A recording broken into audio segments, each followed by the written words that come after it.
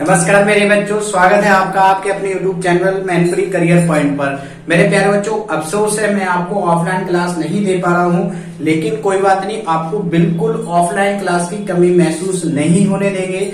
जिस तरीके से हम लोग ऑफलाइन क्लास पढ़ते थे, बिल्कुल सेम तरीके हम लोग इस वीडियो के माध्यम से पढ़ेंगे। ठीक है, चलिए, है ना। जो हमको छुट्टियां मिली है उनको वेस्ट नहीं करना है मेरे प्यारे बच्चों। हम आपको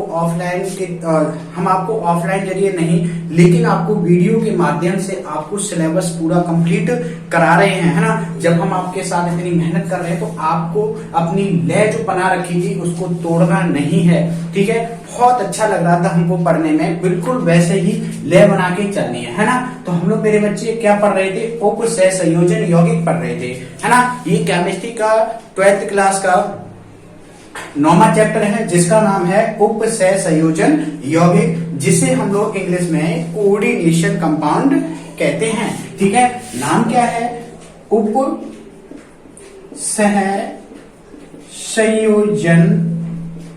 उपसय संयोजन यौगिक। क्या नाम है मेरे बच्चे? उपसय संयोजन यौगिक, जिसे हम लोग बेटा कोऑर्डिनेशन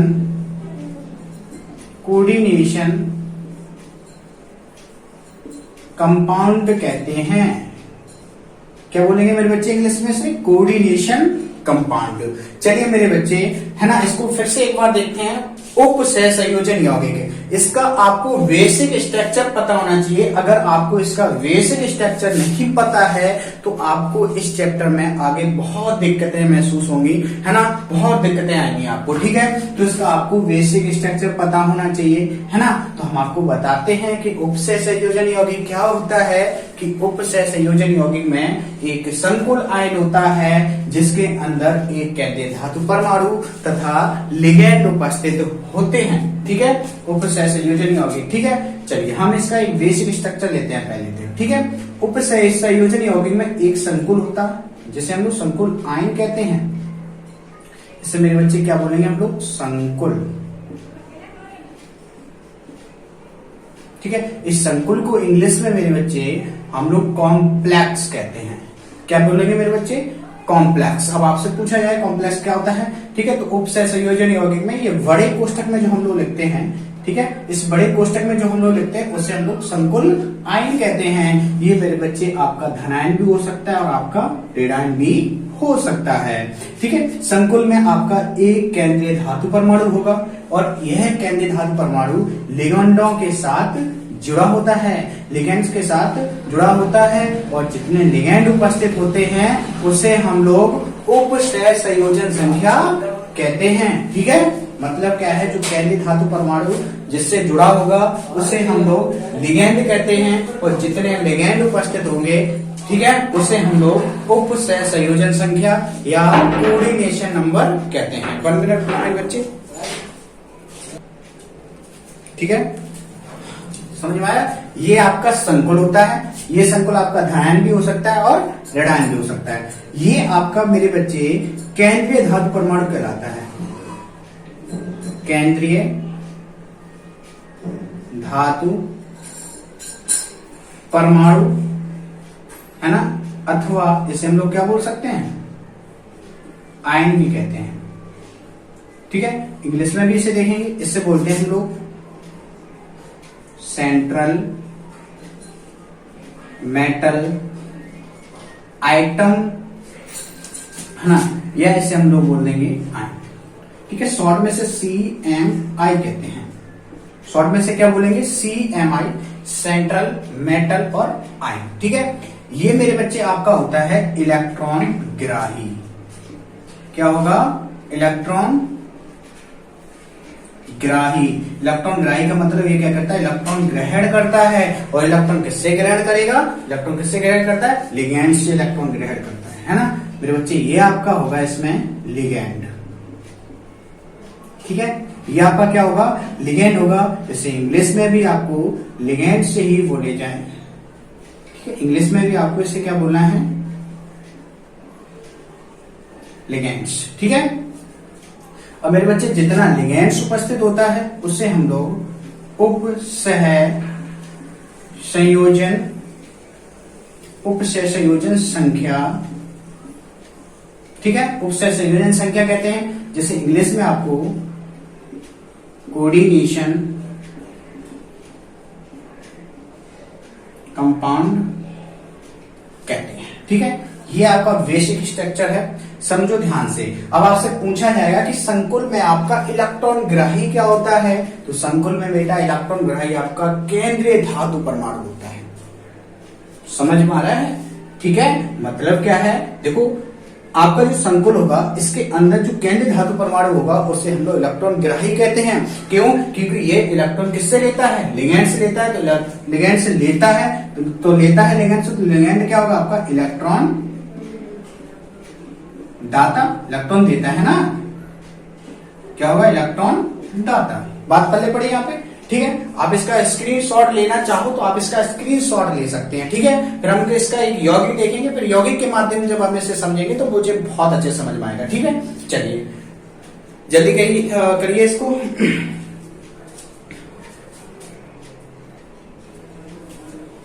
चलिए ठीक है, अब हम एक यौगिक लेते हैं, जैसे कि आपके सामने लिखा हुआ है K4Fe का होल 6, ये आपका एक यौगिक लिखा हुआ है ना। अब आपसे इसमें हम पूछ रहे हैं कि इसमें CMI सेंट्रल मेटल आयन क्या है। ठीक है, सेंट्रल मेटल आयन क्या है, इसमें आपका लिगेंड्स क्या है। ठीक है, इसमें आपका कोऑर्डिनेशन नंबर क्या है, इसमें आपका ऑक्सीडेशन नंबर क्या है। ठीक है, चलिए इसमें सेंट्रल मेटल आयन देखो आपको दिख रहा होगा, क्या है आपके पास Fe है, तो इसमें सेंट्रल मेटल आयन क्या होगा आपका Fe होगा। ठीक है, इसमें आपको लिगेंड क्या है मेरे बच्चे, तो लिगेंड इसमें क्या है आपका CN लिखा हुआ देखो। ठीक है, ये आपका लिगेंड हो गया CN। ठीक, अब आपसे पूछा जाएगा कि उपसय संयोजन संख्या, जैसे हम लोग कोऑर्डिनेशन नंबर कहते हैं, तो कोऑर्डिनेशन नंबर आपका कितना हो गया, इसमें 6 हो गया, ये आपका कोऑर्डिनेशन नंबर है। अब आपको इसमें ऑक्सीडेशन नंबर पूछा जाएगा। ठीक है, ध्यान दीजिएगा, ऑक्सीडेशन नंबर, तो ऑक्सीडेशन नंबर होती है आपकी केंद्रीय धातु परमाणु की, तो यहाँ पे केंद्रीय धातु परमाणु की ऑक्सीडेशन नंबर कितनी निकलेगी, ध्यान देना। CN की बेटा 8 की -1 होती है, तो 6 की -6 हो गई, है ना। K की +1 होती है, तो 4 K की +4 हो गई। ठीक है, 6 में से 4 घटा दो।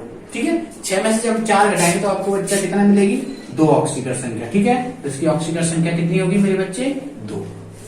ठीक है, बात समझ में आ रही है? तो देखो ध्यान दीजिएगा, इसमें ये आपका क्या है, केंद्रीय धातु परमाणु है, केंद्रीय धातु परमाणु। ठीक है, ये आपका क्या बेटा है, इसमें लिगेंड है। ठीक है, ये आपकी क्या है, उपसह संयोजन संख्या है। ठीक है, और इसकी जो आपके पास ऑक्सीडेशन नंबर आएगी उसको तो हम लोग क्या बोलेंगे, ऑक्सीकरण संख्या, है ना। और आपको ये तो पता है कॉम्प्लेक्स होता है जिसे हम लोग क्या बोलते हैं, संकुल बोलते हैं। ठीक है, कितना सिंपल है ना। अब आपसे हम ये कहते हैं कि इसमें इलेक्ट्रॉन ग्राही कौन है, तो मेरे बच्चे इलेक्ट्रॉन ग्राही कौन है, Fe इलेक्ट्रॉन ग्राही है ना। अब आपसे पूछा जाए कि इसमें इलेक्ट्रॉन दाता कौन है, तो इसमें CN इलेक्ट्रॉन दाता हो गया। इसमें आपसे पूछा जाए कि उपसय संयोजन संख्या क्या है, तो इसमें उपसय संयोजन संख्या कितनी है, 6, वही तो हमने आपसे पूछी। ठीक है, बात समझ में आ रही। चलिए ठीक है, चलिए हम आगे बढ़ते हैं हम लोग। ठीक है, हेडिंग डालेंगे हम लोग। अब हेडिंग आपकी होगी होमोलैक्टिक तथा हेट्रोलैक्टिक, होमोलैक्टिक तथा हेट्रोलैक्टिक यौगिक, होमोलैक्टिक तथा हेट्रोलैक्टिक यौगिक। ठीक है, तो इंग्लिश में इसे लिखेंगे होमोलैक्टिक, एंड इसे लिखेंगे हम लोग हेट्रोलैक्टिक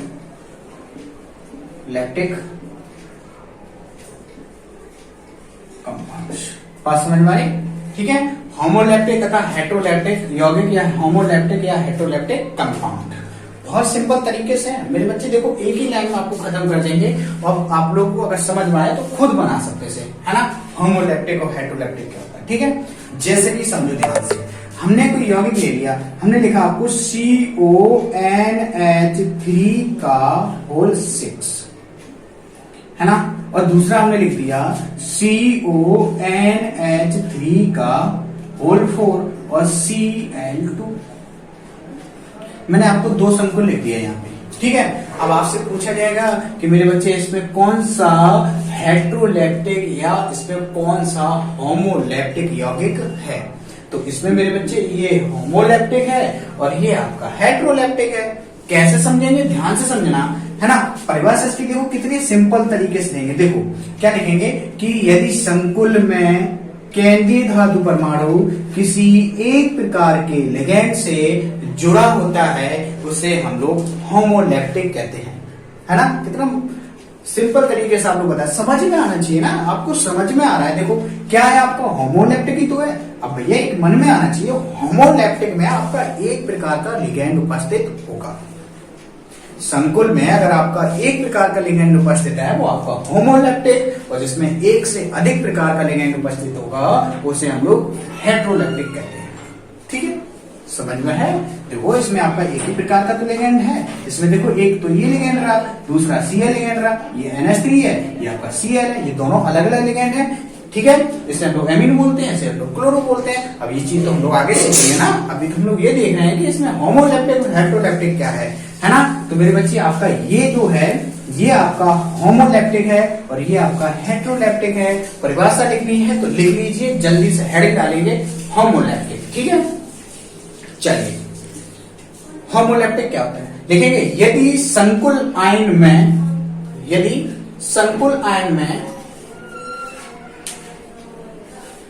केंद्रीय धातु परमाणु, यदि संकुल आयन में केंद्रीय धातु परमाणु किसी एक प्रकार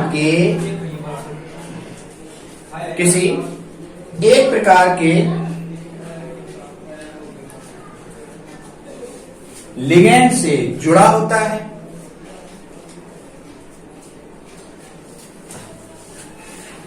उसे हाँ लिखो ना, उसे होमोलैप्टिक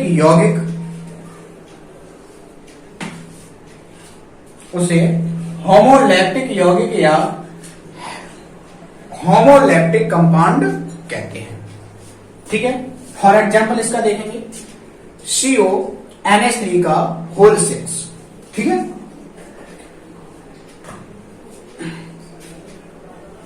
अगर इसमें एग्जाम्पल में लिखना है, देखो लिखना तो कुछ नहीं है, अगर और लिखना है तो आप लोग बहुत कुछ लिख सकते हैं। क्या लिख सकते हैं कि इसमें देख लेंगे एग्जाम्पल में CONH3 में, ठीक है, NH3 एक प्रकार का लिगैंड है इसलिए ये है होमोलैप्टिक कंपाउंड है। ठीक है, अब हेडिंग डालेंगे हम लोग हेट्रोलैप्टिक।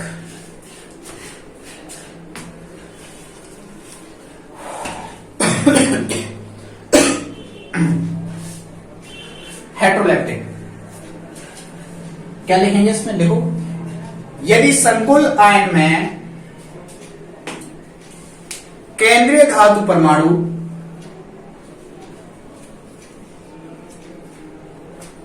एक से अधिक प्रकार के लिगैंड से, देखो इसमें अधिक है, एक से अधिक ही तो है, एक से अधिक प्रकार के लिगैंड से जुड़ा होता है, उससे हम लोग, ठीक है, उसे हेट्रोलैप्टिक यौगिक या हेट्रोलैप्टिक कंपाउंड कहते हैं। फॉर एग्जाम्पल इसका लिखेंगे CONH3 का होल 4 Cl2। ठीक है, हाँ, अगर इसमें लिखना चाहो तो क्या लिखेंगे, CONH3 का होल 4 Cl2 में, है ना, लिगैंड NH3 तथा Cl2, ठीक है, केंद्रीय धातु परमाणु से जुड़ा है। इसमें दो है ना, देखो बस देखो समझना है आपको क्या है कि देखो होमोलैप्टिक क्या होता है, इसमें एक प्रकार का लिगैंड उपस्थित होगा और हेट्रोलैप्टिक में आपको एक से अधिक प्रकार का लिगैंड उपस्थित होता है ना मेरे बच्चे। अगर आपने आपसे क्वेश्चन किया कि बेटा आप लोग बताइए कि होमोलैप्टिक क्या होता है, आपका जवाब होना चाहिए कि सर आपके जो संकुल होता है, ठीक है, जो मेरा संकुल होता है उसमें एक प्रकार का लिगैंड होना चाहिए तो हमारा होमोलैप्टिक, और हमारा जो संकुल होता है उसमें एक से अधिक प्रकार का कोई लिगैंड उपस्थित हो है उसे हम लोग क्या बोलेंगे, हेट्रोलैप्टिक बोलेंगे। ठीक है, हो गया कंप्लीटेड। चलिए हेडिंग डालेंगे हम लोग आयुपेशी नाम हम लोग करने वाले हैं, ठीक है। तो लिखेंगे उप सहसंयोजन यौगिकों के नामकरण, ठीक है।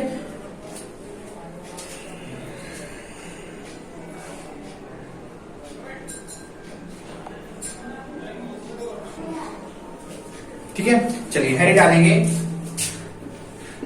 उप सह संयोजन यौगिकों का नामकरण। उप सहसंयोजन यौगिकों का नामकरण इंग्लिश में लिखेंगे इसे नोमेन कल्चर ऑफ कोऑर्डिनेशन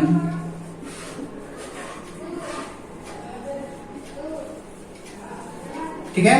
उप सहसंयोजन यौगिकों का नामकरण या नोमेनकल्चर ऑफ कोऑर्डिनेशन कंपाउंड, ठीक है।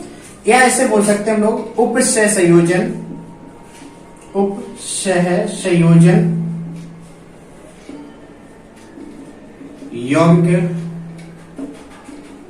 यौगिकों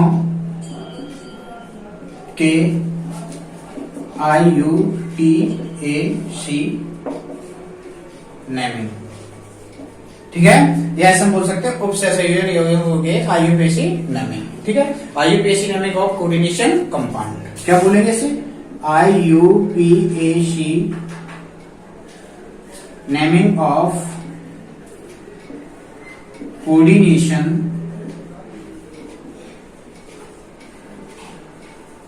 कंपाउंड, ठीक है। बात समझ में आ रही है? चलिए हेडिंग डालिए जल्दी से, फिर आगे चलते हैं हम लोग।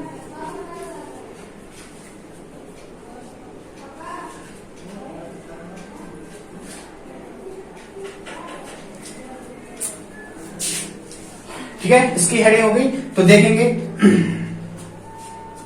चलिए जल्दी से हेडिंग डालो उसकी।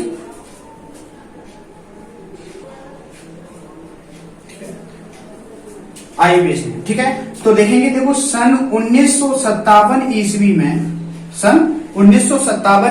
में, ठीक है, आईयूपीएसी नेम को क्या किया था, प्रतिपादित किया गया था, है ना, प्रतिपादित किया गया था। और 1959 से हम लोग आईयूपीएसी नेम करना स्टार्ट किया था हम लोग, ठीक है। अब आपसे पूछा जाएगा आईयूपीएसी नेम कब प्रतिपादित किए गए, तो 1957 में आपको आईयूपीएसी नेम प्रतिपादित किए गए थे, और सन 1959 से हम लोग आईयूपीएसी नेम कर रहे हैं, ठीक है। तो हेडिंग डालेंगे नियम, हेडिंग डालो आप लोग नियम, ठीक है।